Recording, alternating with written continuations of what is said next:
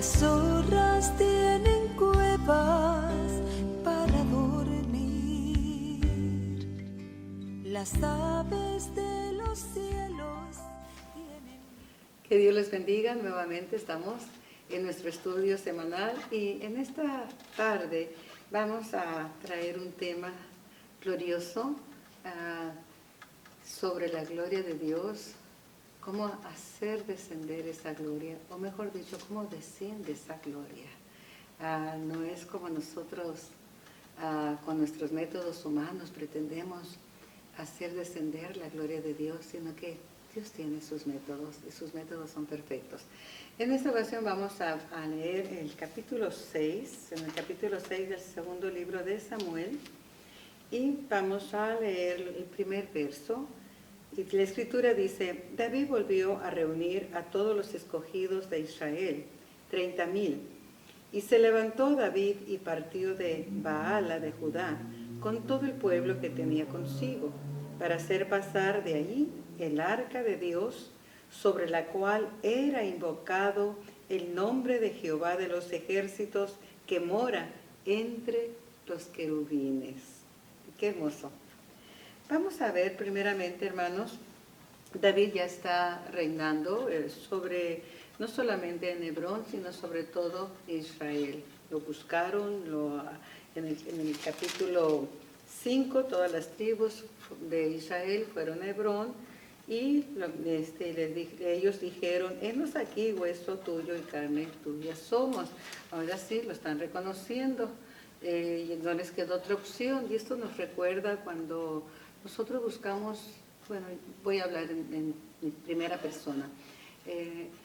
Cuando no conocía a Cristo, buscaba cualquier otra alternativa para solucionar mis problemas, pero me hablaban de Cristo y no, aquí me ofrecen ayuda, consejería, me ofrecen lo otro, me ofrecen más allá. Yo tengo mi religión, yo tengo mis métodos, etcétera, etcétera. Pero cuando el doctor dice no hay remedio, o cuando todo está acabado, y nos hablan de Cristo nuevamente, como que pues no nos queda otra opción, pues voy a tratar, ya traté todo, y así está Israel. Ellos sabían quién era David, sabían que a través de David habían ganado muchas batallas, él era el héroe nacional, pero ya murió el rey Isboset, entonces no les queda otra más que ir a buscar a David. Qué lindo que Dios no nos rechaza, el Señor Jesús no nos rechaza cuando lo tomamos como por el último recurso, ¿no? Sino que dice la Escritura que cuando un pecador se arrepiente y viene al Señor, no hay rechazo, sino que los ángeles hacen fiesta. Así que así de hermoso es la misericordia de Dios y así de hermoso es el Señor. Que aunque nosotros andamos ahí buscando soluciones, métodos, y ya cuando nos falla todo, pues vamos a Cristo. Sin embargo, a pesar de eso, Él nos recibe con los brazos abiertos y los ángeles felices de que finalmente hemos llegado al camino correcto. Así Israel, pero ahora ya David está en el capítulo 6, está reinando sobre todas las tribus de Israel. Y vean lo que dice el verso 1. David los reunió a todos los escogidos de Israel, y de los escogidos 30,000 hombres. Y se levantó David con algo en mente. David tenía en mente traer el arca de Dios de regreso a Jerusalén. ¿Por qué era tan importante el arca del pacto? Porque ahí descendía la presencia del Señor. Era la única pieza en el lugar santísimo. Y el arca del pacto caminó con Israel por toda su trayectoria a través del desierto, 40 años. Y después fue establecida en Silo. Y vamos a ver un poquito sobre eso. ¿Por qué el arca no estaba en Jerusalén? ¿Qué había pasado con el arca? 42 años había reinado Saúl, y no se menciona que Saúl se haya interesado en que el arca estuviera fuera de Jerusalén, o que no estuviera al alcance para adorar. Saúl fue un un rey requerido por el pueblo, pero no por el Señor. Y Saúl fue un guerrero, así que no fue un adorador. Por lo tanto, el arca no era su prioridad, la adoración. Un lugar donde adorar nunca fue su prioridad. Sin embargo, la prioridad de David no era quién era o qué hacía, sino la prioridad de David siempre fue adorar a Jehová. Así, él se interesa en que esa arca esté en Jerusalén, porque aquí dice la Escritura, dice, y se levantó David y partió de Baala de Judá con todo el pueblo que tenía consigo, para hacer pasar de ahí el arca de Dios. Miren, ¿para qué era el arca? Sobre la cual era invocado el nombre de Jehová de los ejércitos, que mora entre los querubines. Entonces David reunió a sus hombres con este fin. Pero ¿cuándo perdieron? ¿Por qué es que el arca no está en el lugar, en la capital del reino? ¿Qué pasó con esa arca? ¿Dónde está el arca? Porque van a buscarla. Vamos a ver toda la trayectoria del arca, desde que estuvo en Silo hasta en este momento que David dispone traerla a Jerusalén. Por lo tanto, vamos a ver en Primera de Samuel, vamos a regresar al primer libro de Samuel. Nosotros comenzamos esos estudios sistemáticos en el capítulo 15, porque mi inquietud puesta por el Señor era que conociéramos a Cristo, que conozcamos a Cristo, y lo vamos a conocer a través de David. Vamos a conocer la humanidad de David, aún sus errores, que no son los que cometió el Señor Jesús, pero sí son los que nosotros cometemos, y eso nos va a ayudar para llegar a ser como Cristo. ¿Qué hizo David para cuando él le fallaba a Dios? Lo hemos visto paso a paso y lo vamos a seguir viendo para que nosotros sigamos estas instrucciones que nos da primero y segundo de Samuel. Es hermoso, hermanos. Es un libro para el liderazgo, es un libro para el cristianismo, es un libro que nos lleva realmente a conocer a Cristo y ver nuestra humanidad y a actuar como actuó David. Sí cayó, pero sabía cómo levantarse a través del Señor Jesús, a través del arrepentimiento. En cambio, Saúl, que es el otro lado de la moneda, falló como hombre, falló como rey, falló como adorador, pero nunca se arrepintió. Entonces vemos las consecuencias de uno y las consecuencias de otro. David, pues pulido por la gracia de Dios, aprobado por el Señor, de donde vino el Señor Jesús. Y Saúl desechado, qué triste, ¿no? Y queremos aprender eso, porque yo no quiero ser desechada. Yo no quiero llegar a la presencia del Señor, y yo creo que todo aquel que tiene un corazón sincero delante de Dios no quiere ser rechazado, quiere llegar. Por eso comencé con el primer libro de Samuel, el capítulo 15, pero sabía que tenía que retroceder cuando llegáramos a la arca. Así es que vayamos a Primera de Samuel en el capítulo 4 y vamos a ver el verso 3. Aquí el pueblo de Israel está en guerra, está en una batalla con los filisteos. Y en el verso 3 dice, cuando volvió el pueblo al campamento, los ancianos de Israel dijeron, ¿por qué nos ha herido hoy Jehová delante de los filisteos? Traigamos a nosotros de Silo, que es donde estaba el arca del pacto de Jehová, para que viniendo entre nosotros nos salve de la mano de nuestros enemigos. Israel está perdiendo. Cuando Israel perdía, era porque no estaban haciendo lo correcto delante de la presencia del Señor. Siempre va a haber muchas pérdidas cuando no estamos alineados a la voluntad perfecta de Dios.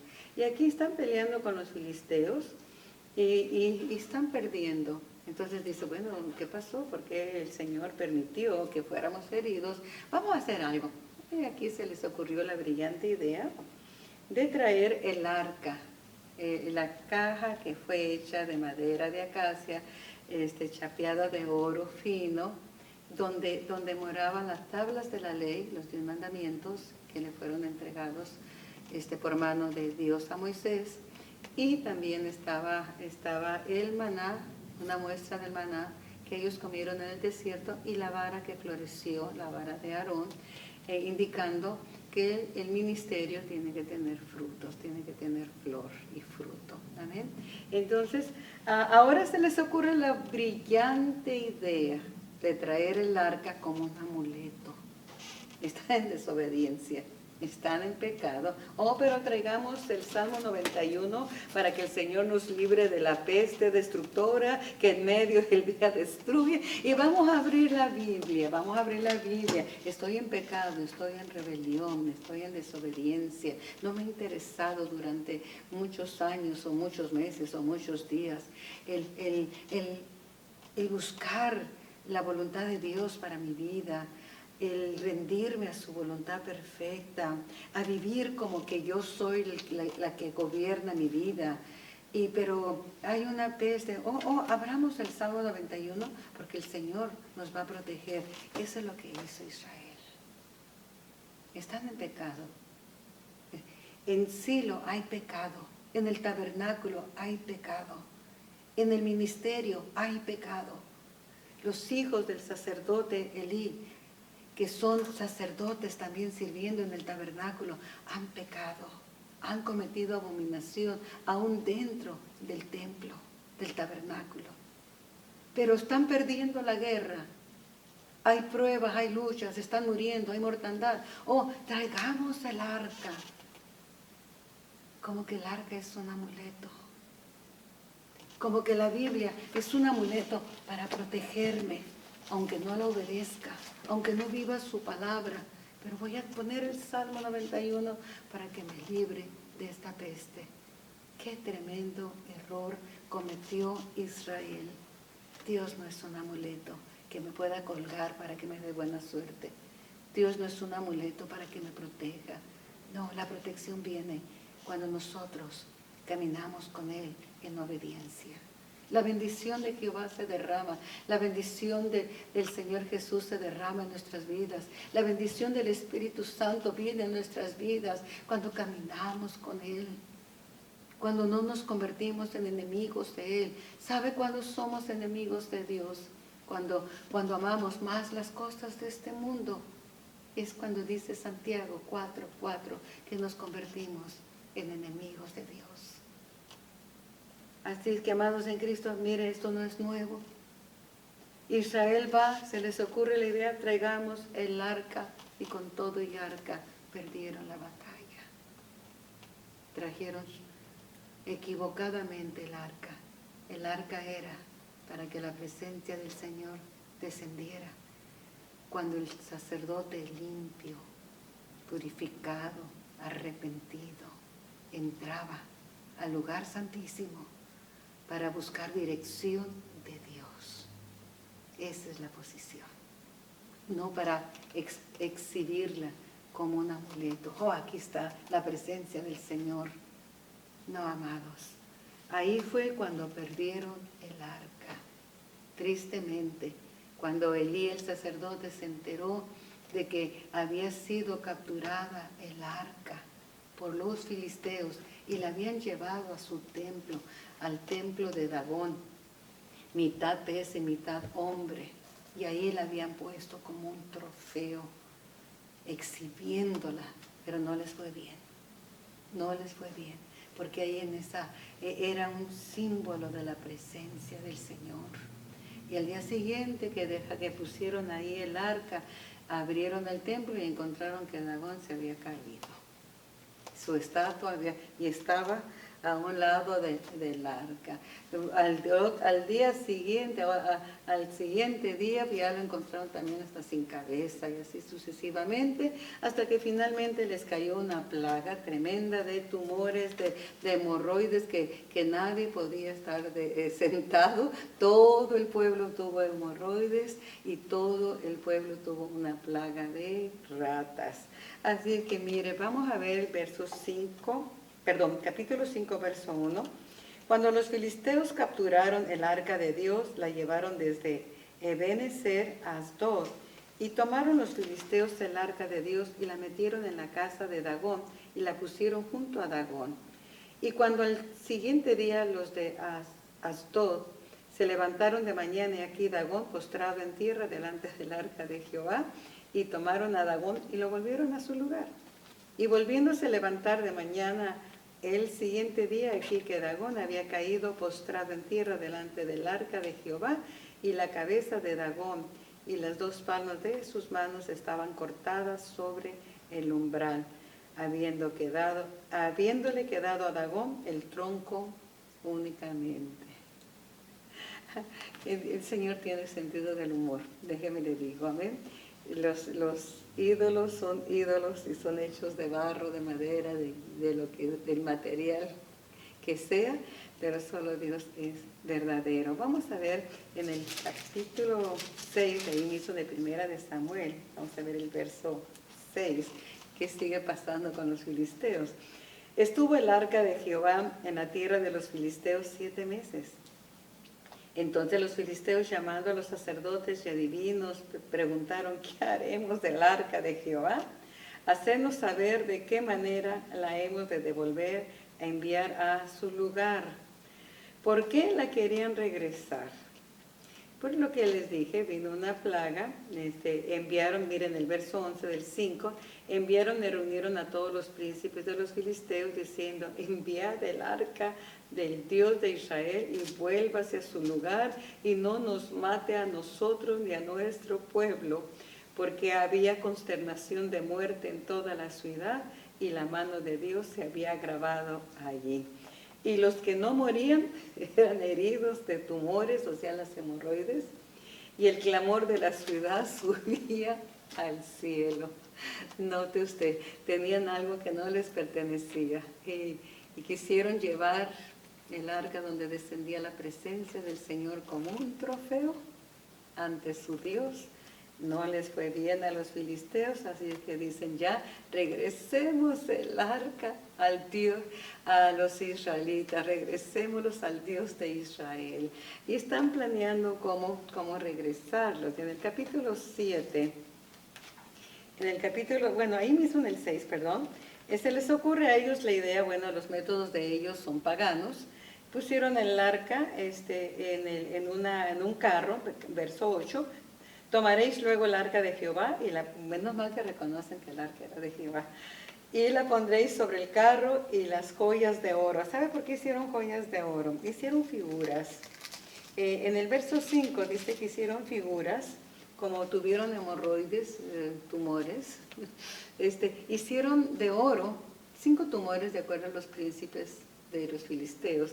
Y ahí dice el verso 5, haréis pues figuras de vuestros tumores y de vuestros ratones que destruyen la tierra, y daréis gloria al Dios de Israel. Quizás aliviará su mano sobre vosotros y de sobre vuestros dioses y de sobre vuestra tierra. Una destrucción terrible, un castigo terrible para los filisteos. Tenían algo que no les pertenecía, algo sagrado que no debía de estar en lo inmundo, en lo pagano. No, la presencia del Señor no puede estar donde hay otros dioses. La presencia del Señor no puede morar. Ese no es su lugar. Un lugar en templos paganos, donde no se honre al único y Dios verdadero. Y que estos están, pero que no, dice, con un clamor que subía hasta el cielo, con ratones, con plaga de ratones, con hemorroides, con mortandad, y se les ocurre hacer 5 mandarles de recompensa el arca en un carro nuevo, llevado por 2 vacas recién paridas, porque eso era imposible, solo Dios podía hacerlo. Una vaca no deja su cría, pero ellas obedientes caminaron hacia la tierra de Israel, llevando la preciosa arca del pacto, donde descendía la presencia del Señor, y como recompensa para congraciarse con Israel, y que ya parara esto y a ver si su Dios hacía algo por ellos, pues mandan 5 tumores y 5 ratones de oro. Y esa es una costumbre que no viene de Dios, fue idea de los filisteos, era costumbre pagana. Hay quienes hacen, de acuerdo si fue sanada de una mano, hacen una mano de oro, metal, y la llevan a quien ellos dicen que lo sanó. Y de ahí viene esa costumbre de hacer esos dijes de oro, con si es un pie que sanó, si es un tumor, aquí fueron tumores y ratones, para ver si el Señor nos sanaba. Ok, entonces el arca vaya rumbo a Israel, y vamos a ver el capítulo 7 en el verso 2. Y se vinieron los de Kiriat Jeraim y llevaron el arca de Jehová y la pusieron en casa de Abinadab, situada en el collado, y santificaron a Eleazar su hijo para que guardase el arca de Jehová. Ok, veamos esto. Desde el día que llegó el arca a Kiriat Jearim, pasaron muchos días, 20 años estuvo el arca allí. Y toda la casa de Israel lamentaba en pos de Jehová. Habló Samuel a toda la casa de Israel diciendo: si de todo vuestro corazón os volvéis a Jehová, quitad los dioses ajenos. Y a Astarot. ¿Quién es Astarot? Astarot se adora hasta el día de hoy. Astarot es todo lo que tiene que ver con adivinación. Astarot tiene mucho que ver con la drogadicción, con la prostitución. Astarot es una diosa de la inmoralidad, de la inmoralidad sexual. Y quiten. Samuel les dice: preparen vuestro corazón a Jehová y a él solo les sirvan, y os librará de la mano de los filisteos. Porque nuevamente los filisteos siguieron atacando, amén. Pero vamos a ver aquí en el verso 2 dice que estuvo, ¿cuántos años? 20 años estuvo ahí, pero todavía no llega a Israel. Veamos ahora el capítulo 8 en el verso 1. Aconteció que habiendo Samuel envejecido, puso a sus hijos por jueces sobre Israel. Y el nombre de su hijo primogénito fue Joel, y el nombre del segundo Abías, y eran jueces en Berseba. Ok, quiero adelantar, porque si no voy a pasar mucho tiempo aquí. Y quiero ver aquí lo que pasa. Aquí es cuando el pueblo pide a Saúl.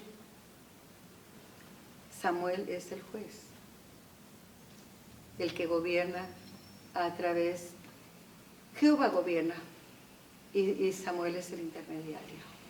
Pero el pueblo dice: queremos un rey como los demás pueblos.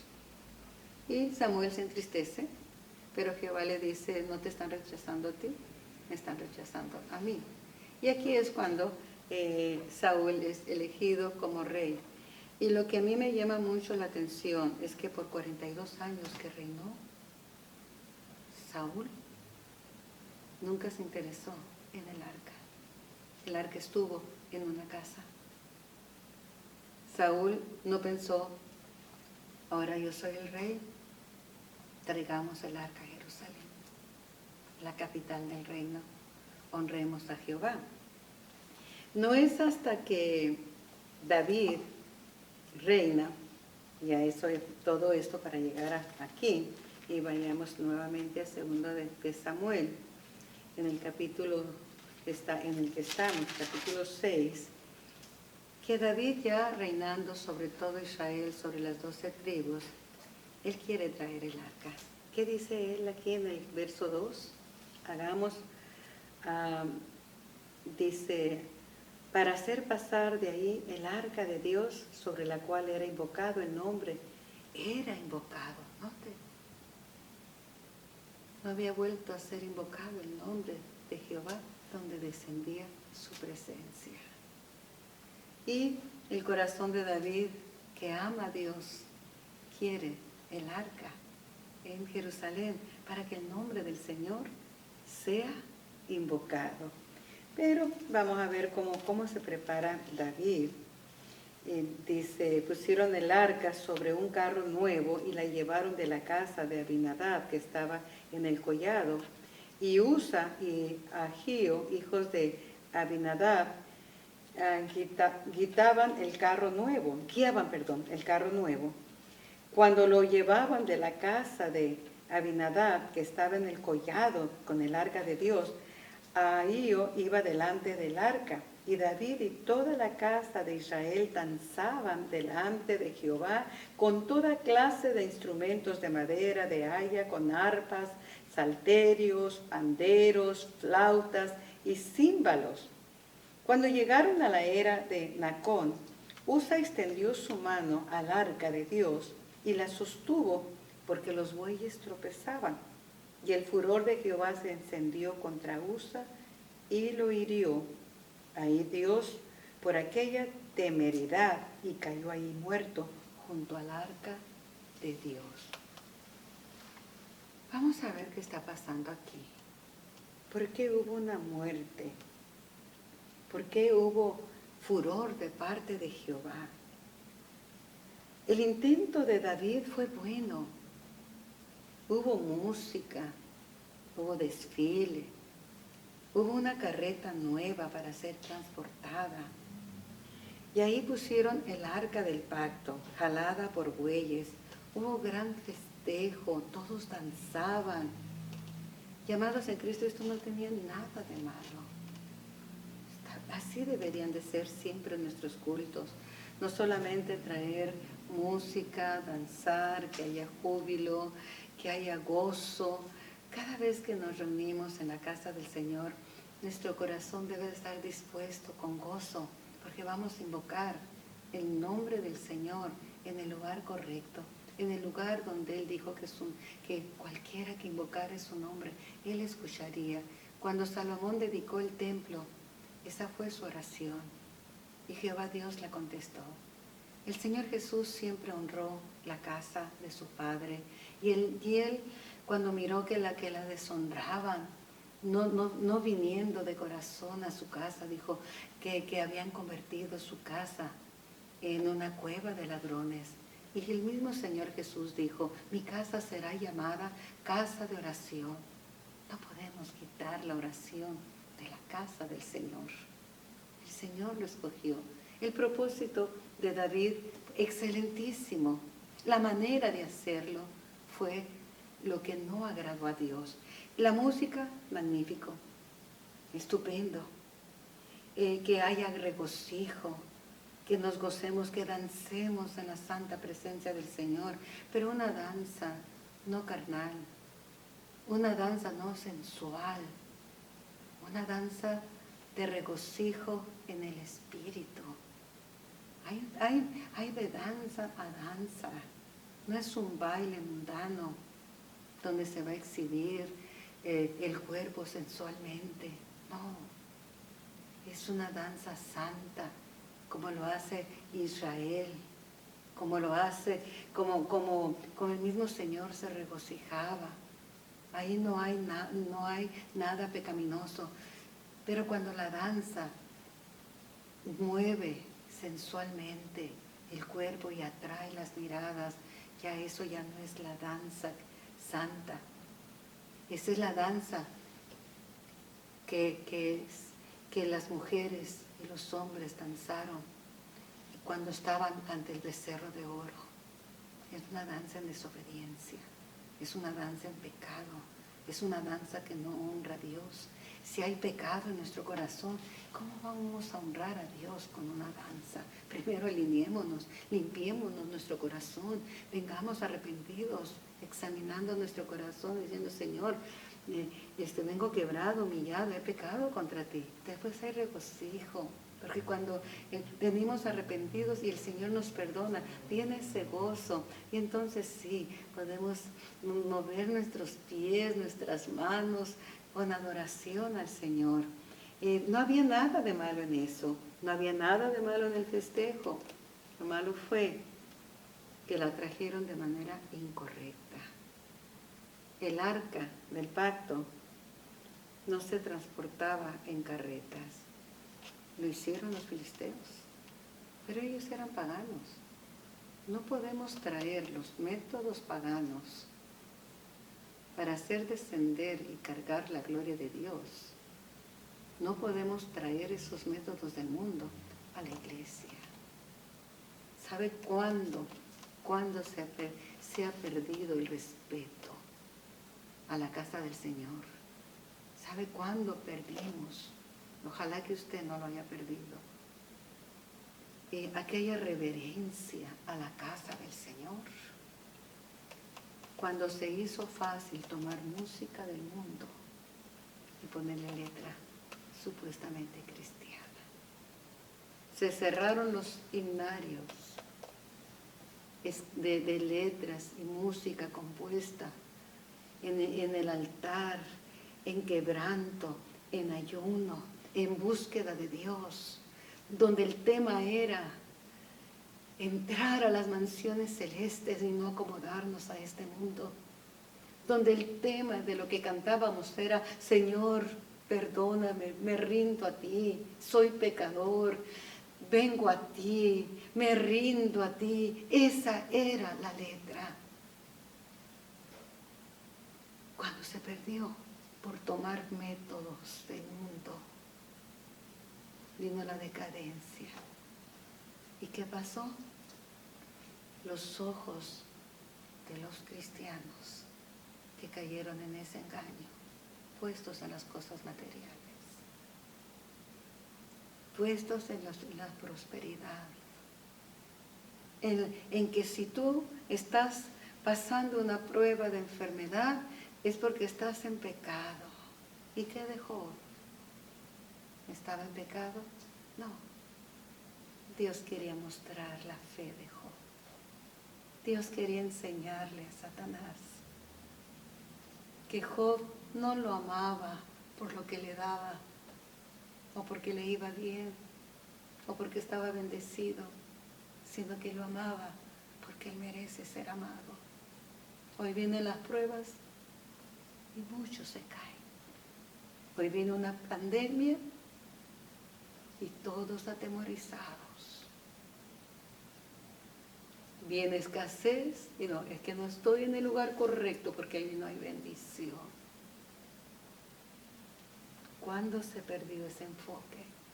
Cuando se trajeron los métodos del mundo, las carretas nuevas a la casa del Señor, queriendo así que la gloria de Dios descendiera. Y se perdió la fe, o se debilitó la fe. Gente atemorizada, gente buscando soluciones en otros métodos. ¿Sabe, amados? Yo en el tiempo, en los primeros años, tengo 43 años, buscando de Dios. Y cuando había situaciones difíciles, hijos en drogas, hijos perdidos, esposos en adulterio o esposas, ¿sabe dónde corrían las hermanas y los hermanos? Al altar.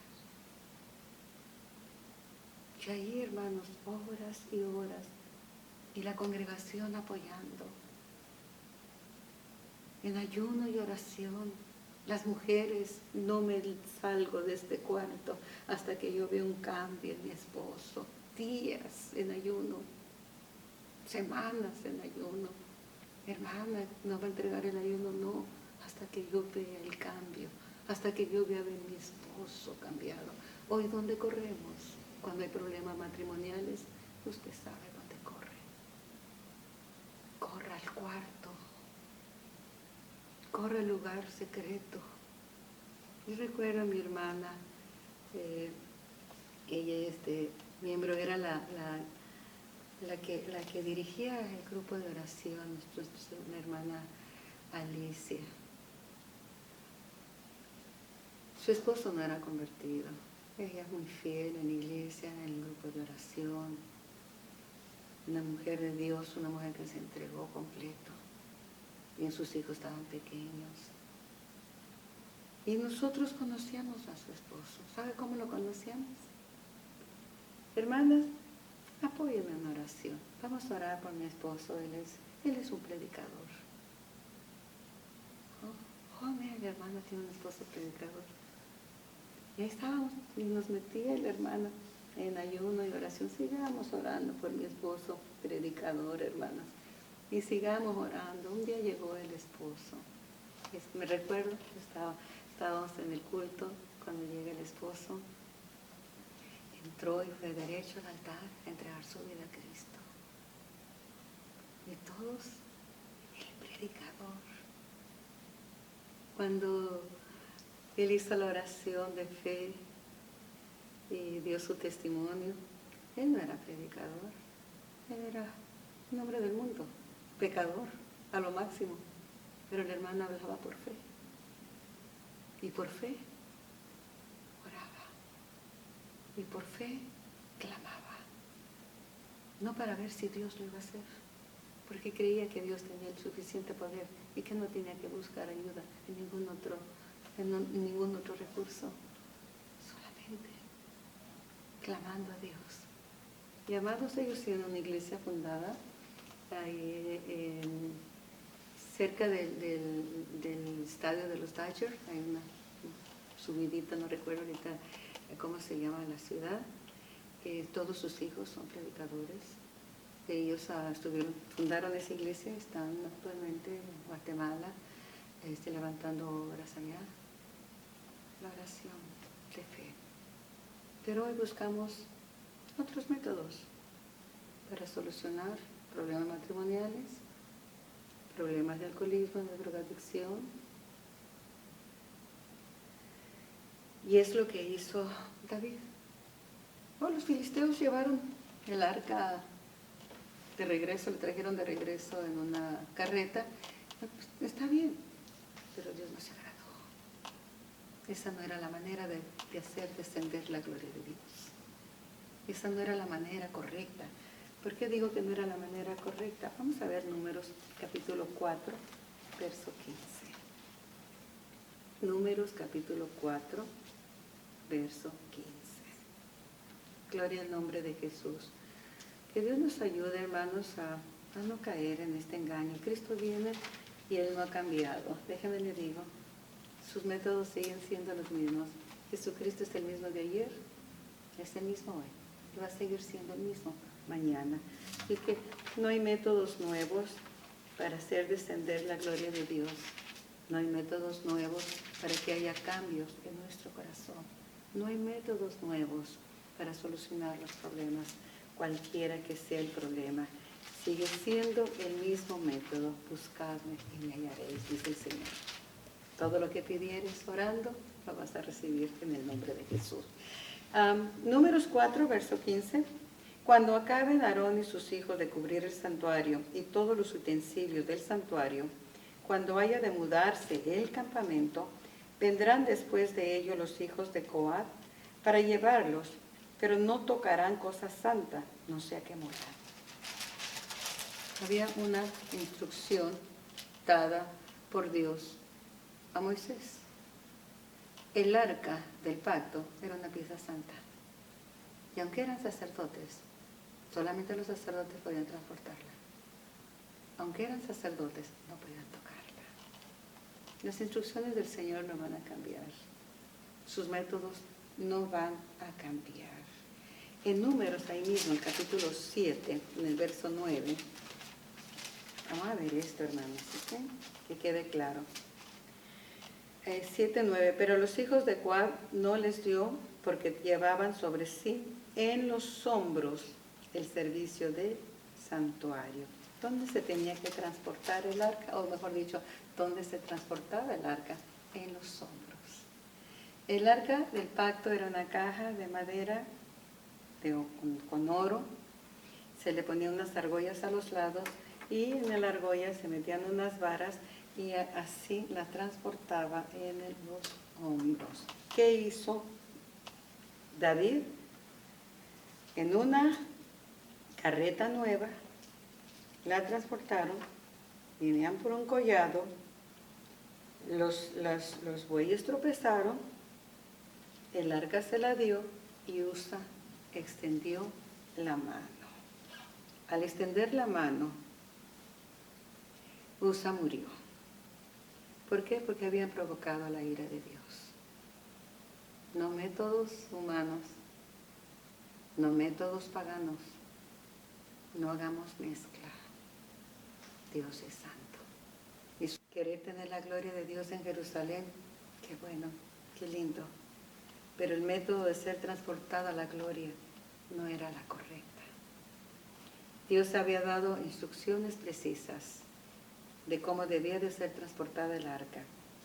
Los filisteos habían devuelto el arca, ciertamente, en una carreta, pero ellos eran gente ignorante. Israel no era ignorante. A Israel se le había dado instrucciones precisas de cómo transportar el arca. Los métodos del mundo nunca serán los métodos de Dios. Toma esto, te va a dar suerte, mira esto, te va a sanar, mira aquello. Jesucristo es el sanador. Jesucristo es el Salvador. Jesucristo es el único que puede traer paz. Jesucristo es el único que puede echar fuera el temor. Jesucristo es todo lo que nosotros necesitamos. Si es que nosotros hemos creído en el Señor Jesús, no necesitamos ayudas adicionales. El pueblo de Dios tenemos instrucciones precisas de cómo agradar a Dios en todo a través de su palabra. Aquí está, cómo agradarlo. Aquel acto le costó la vida a Usa y aquel lugar se llamó Pérez Usa, o sea, quebrantamiento de Usa. Muchas de las aflicciones que pasamos se pueden evitar. ¿Cómo? Obedeciendo. Obedeciendo a la palabra, obedeciendo a las instrucciones del Señor. La forma correcta era un acto solemne, donde decía que cada 6 pasos traían un sacrificio, hasta llegar a su lugar, al lugar correcto. Cuando hacemos las cosas como Dios indica, hermanos, va a haber siempre bendición. Cuando queremos hacer las cosas a nuestra manera, creyendo que es lo mejor, David estaba bien intencionado, la verdad, él estaba bien intencionado. Él creía que estaba haciendo lo mejor, pero se olvidó de las instrucciones dadas por Dios. Hoy día decimos, se dice o decimos, porque somos humanos y a veces se nos va el rollo, no sé qué se nos va. Yo tengo la unción, yo tengo la gloria de Dios. Yo hago descender el Espíritu Santo, yo hago descender fuego. Yo sé cómo mover que la presencia del Señor se mueva en la iglesia. Yo organicé aquello, yo organicé un avivamiento y ver qué tremendo. Amados en Cristo, Dios nos libre de hablar así. Dios nos libre. No es lo que hacemos. Hoy hay tantos métodos, método para aquello, método para el otro. Sigue estos pasos, pasos 7, 14, 21 y damos muchos pasos y no llegamos a ningún lado. Debemos de llegar a Cristo. Ir a Cristo es todo. No son nuestros métodos que van a hacer que la gloria de Dios descienda. ¿Sabe cómo desciende la gloria de Dios? Cuando hay un corazón contrito y humillado delante de Él y que tiembla delante de su palabra y que hace su voluntad. Aquel que dice, Señor, no como yo quiero, sino como tú quieres. No mi voluntad, como dice el Señor Jesús en el Getsemaní, quebrado, quebrantado, derramando gotas como de sangre. Él no dijo, pues mírame, yo no he pecado, ¿no hay otro método? No, no había otro método. Y el día de hoy no hay otro método, hay que ir a la cruz. El Señor Jesús, en su humanidad, Señor, pasa de mí esta copa. Que no habrá otro método con que se pueda salvar la humanidad y yo pueda ser librado de ir a la cruz. No lo había. Y Él dijo, rendido, hágase tu voluntad. Cuando nosotros hablamos así delante del Señor, Señor, no habrá otro método así rápido, así de microwave, que aprieta un botón y rápido se calienta y viene la gloria y se resuelve este problema y mi esposo es salvo y mi esposa y se endereza aquel y se endereza el hijo. No habrá otro método, he esperado años, Señor, y mira, cada vez está peor. No, no lo hay. Solamente el corazón humillado delante del Señor. Recordemos que mientras el Señor obra en la persona por la cual nosotros estamos clamando, el Señor está trabajando, porque quizás nosotros estamos peores que la persona que estamos clamando. ¿Okay? Hay orgullo. A veces hay orgullo espiritual. Es que yo, pues yo, escúchate yo. Señor, haz descender tu gloria sobre mí. Esa debe ser nuestra petición. No vamos a provocar la gloria de Dios con métodos mundanos, con nuestros propios métodos. No, jamás. Haciendo un derroche de grandeza, desfiles, tanta cosa. Para que la gloria del Señor descienda, lo único que necesitamos es traer nuestro corazón a Él, rendido a Él, y que Él nos limpie, invocar su nombre. Qué tremendo, hermanos. ¿Qué más puedo decir? El sacrificio ya fue hecho. Todo podemos recuperarlo, todo podemos obtenerlo de acuerdo a la voluntad de Dios. Hay un corito que muy alegre y hasta dan deseos de mover el esqueleto, ¿no? Hay un Dios que todo lo puede y me da todo lo que le pido, y siempre en mi corazón dice, no, Dios no nos da todo lo que le pedimos.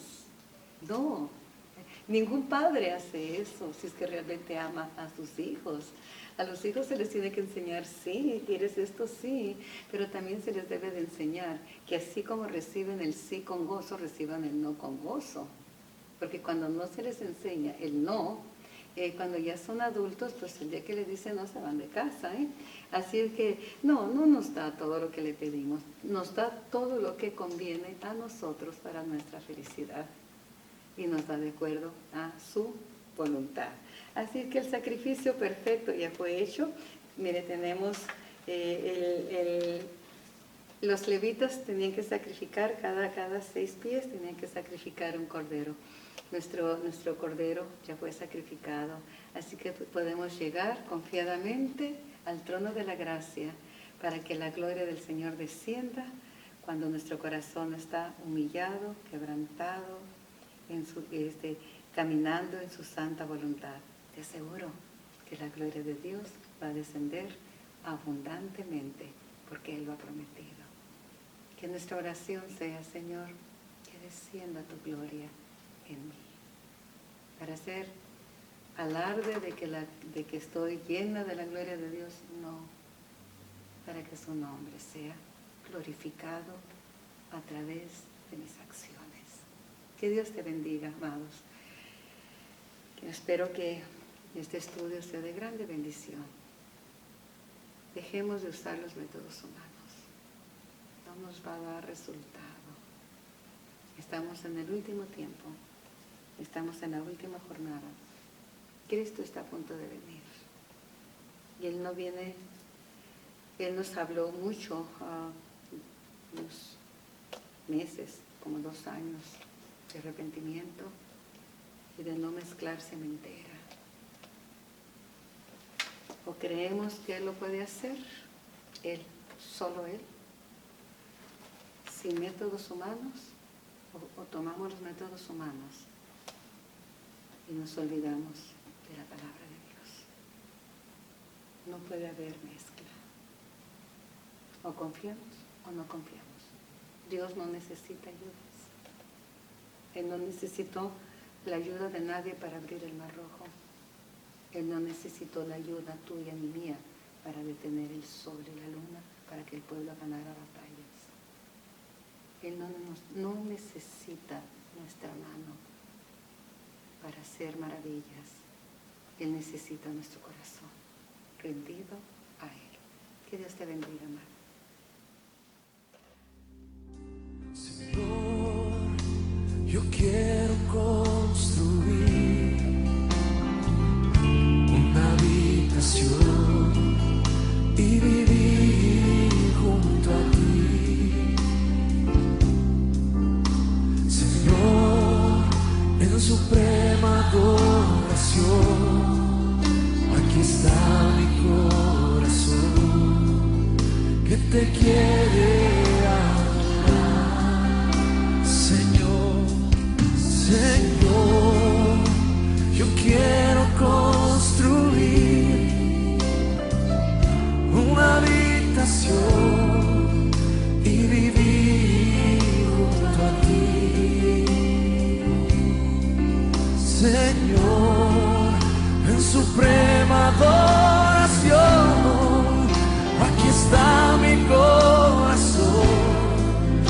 que te quiere adorar. A cada instante de mi vida yo te agradeceré.